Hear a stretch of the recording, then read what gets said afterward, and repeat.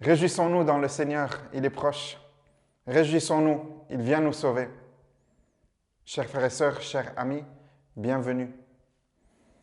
C'est déjà la 3e semaine de l'Avent. Le temps passe tellement vite. Je n'ai même pas eu le temps de faire ça. Quand on aura le temps? Nous n'avons jamais le temps. Il y a trop de choses à faire, même en confinement. Ça vous arrive à vous aussi de dire ça? On veut davantage, toujours plus de temps, d'énergie, de moyens. On est souvent pressé et oppressé par le temps. On ne peut même pas mettre pause. Et même si j'ai fait une pause, je ne crois pas que le temps s'est arrêté. Il me reste toujours de moins en moins de temps pour dire ce que j'ai à dire. Bon. Nous sommes absorbés par ce qu'il faut faire. L'activité s'empare de nous. On est submergé par le travail, les enfants, les autres. Toujours les mêmes. Et puis, parfois, il faut l'avouer, nous nous échappons dans les distractions par peur du vide, du manque, de ne rien avoir à faire. Pourtant, Dieu même, en créant le monde, s'est arrêté le 7e jour. Et cet espace laisse la place à l'homme d'être ce qu'il est, ce qu'il doit être, de continuer à faire à son tour. Et l'homme fait de très belles choses, vraiment, mais aussi de mauvaises. Très souvent parce que l'on ne se dessaisit pas de ce que l'on a, ce que l'on fait, de notre poste. C'est quand même mon projet, mon truc, mon entreprise, mon idée, ma vie. Comme Dieu a laissé la place à l'homme, l'homme à son tour peut lui laisser la place à nouveau pour que Dieu continue sa création en lui. Le peuple juif observe et se souvient de cela par le Shabbat, où il y a un tas de choses à ne pas faire, à arrêter.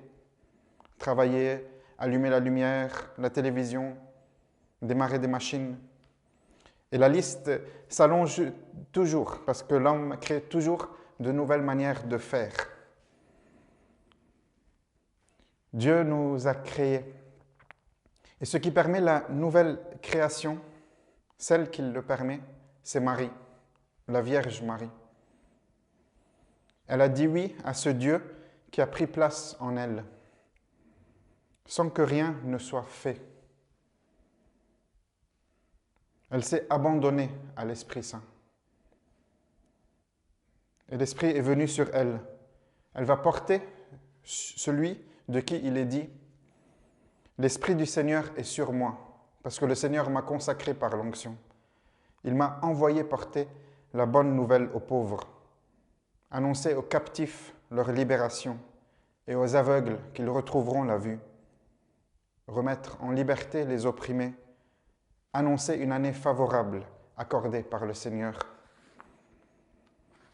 La parole a tellement travaillé ses entrailles que le Verbe a pris chair en elle. Elle porte la parole, le Christ, le oint, celui qui a l'Esprit et qui peut le donner à tous, celui qui baptise dans l'Esprit Saint. Et déjà dans la visitation, quand Marie est allée chez Élisabeth, les deux étaient enceintes et Jean-Baptiste a tressailli. Élisabeth fut remplie de l'Esprit Saint. Et elle s'écrie « Tu es bénie entre toutes les femmes, et le fruit de tes entrailles est béni. » Et c'est une question qui se pose depuis le commencement. Qu'est-ce qu'une femme fait du fruit qui vient de Dieu? Dans le livre de la Genèse, il y a une histoire qui rappelle cela. Une histoire aussi de femmes et de fruits. Le problème n'est pas le fruit que l'on dit interdit, le fruit de la connaissance, mais c'est l'interlocuteur d'Ève. L'interlocuteur, c'est le serpent, ce n'est pas Dieu. Le serpent exagère un tout petit peu les choses. Vous ne mangerez d'aucun arbre. Pas du tout, Dieu n'a pas dit ça. Dans la précipitation d'avoir tout, vite, vite, de goûter tout, Adam et Ève perdent la simplicité de la relation avec Dieu, de la relation entre eux, puis après avec leurs enfants. Marie, c'est autre chose. Elle prend son temps après l'Annonciation. Pourtant, c'est quand même quelque chose qui bouscule tout. Et même pendant l'Annonciation, elle pose des questions. Son interlocuteur, c'est l'ange, le messager de Dieu.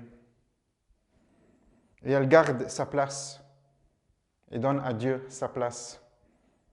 Je suis la servante du Seigneur. Dans le psaume 1, on dit « Heureux l'homme qui se plaît dans la loi du Seigneur. Il est comme un arbre qui donne du fruit en son temps. » Entre les deux femmes, il y a Jésus et il y a Jean-Baptiste. Et Jean-Baptiste demande à ceux qui viennent dans le désert le voir de produire des fruits dignes du repentir. Il y a le fruit de la vigne, il y a porter du fruit, le fruit de la terre, le fruit de notre travail. C'est parfois intéressant de prendre un thème et de voir dans la Bible où cela résonne. Par exemple, un petit peu le terme du fruit. Et d'ailleurs, souvent l'Évangile est écrit en référence à toutes ces promesses qui ont été annoncées, qui vont se réaliser, qui se réalisent. Et c'est impressionnant le nombre de liens qu'on peut trouver entre les premiers chapitres des Évangiles, surtout Matthieu et Luc, et l'Ancien Testament. Il y a même des expressions qui sont les mêmes en prenant l'Ancien Testament dans la Septante en grec. Pour la plupart des gens, cela nourrit, cela rappelle une histoire. Voilà ce qui avait été dit. Cela se réalise, mais c'est encore plus que ce qu'on imaginait. Donc on a une femme, un fruit. D'une part, il y a la mort. Et d'autre part, c'est la vie. Et une nourriture. Ce fruit, Jésus, dans la mangeoire.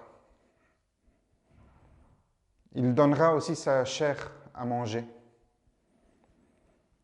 Il est le pain de la vie.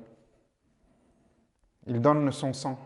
Il est celui qui donne à boire et nous n'aurons plus soif.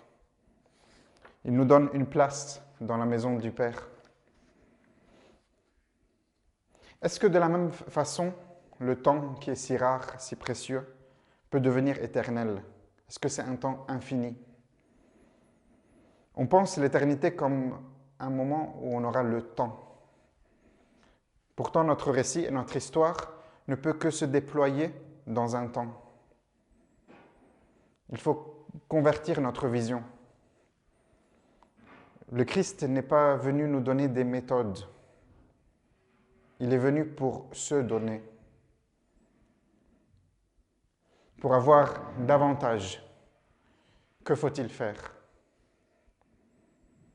C'est une autre dimension que le Christ nous propose, que la liturgie essaye de déployer au fil des siècles pour nous faire toucher du doigt ce mystère du salut.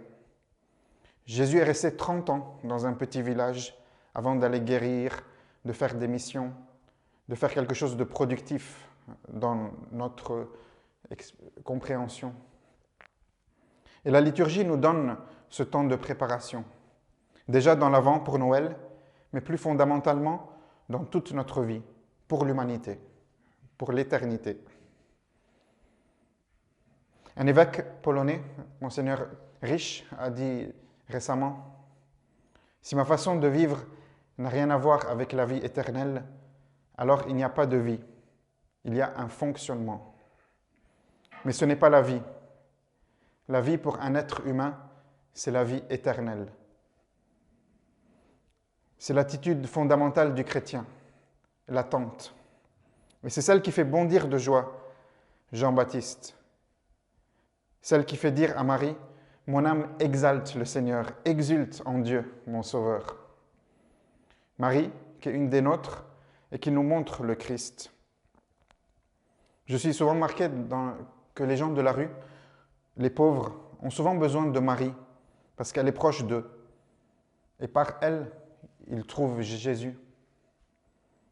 Cette joie simple, la Gaudete, celle du 3e dimanche de l'Avent, c'est cette joie dans l'esprit. Et elle nous vient quand nous sommes dans le davantage, qui est une simplicité. Et nous le sommes quand nous ne sommes pas au centre. À l'Annonciation, le centre, ce n'est pas Marie. Elle s'est déplacée pour laisser la place à Jésus, à Dieu. Dans notre appel aussi, le centre, c'est Jésus. Pour le davantage, la question n'est pas comment gagner du temps, mais comment donner et perdre du temps. Perdre du temps pour prendre soin de ma relation avec Dieu, avec les autres, et même, et pour certains surtout, pour prendre soin de soi. Le bon samaritain, c'est un peu celui qui s'est mêlé de ceux qui ne le regardaient pas, qui a fait un pas de plus, quelque chose en plus de trop. Et Dieu est celui qui fait cela aussi. Il s'est mêlé à notre histoire, à notre temps, pour nous guérir, pour nous racheter. Donc, votre mission, cette semaine, comment perdre du temps pour prendre soin de Dieu, des autres, de vous, faire quelque chose qui n'est pas utile, mais qui me fait rentrer et comprendre de l'intérieur cette joie folle. Le Verbe s'est fait chair et il a habité parmi nous. Dieu s'est fait l'un de nous pour prendre soin de nous. Dieu s'est fait l'un de nous pour prendre soin de nous.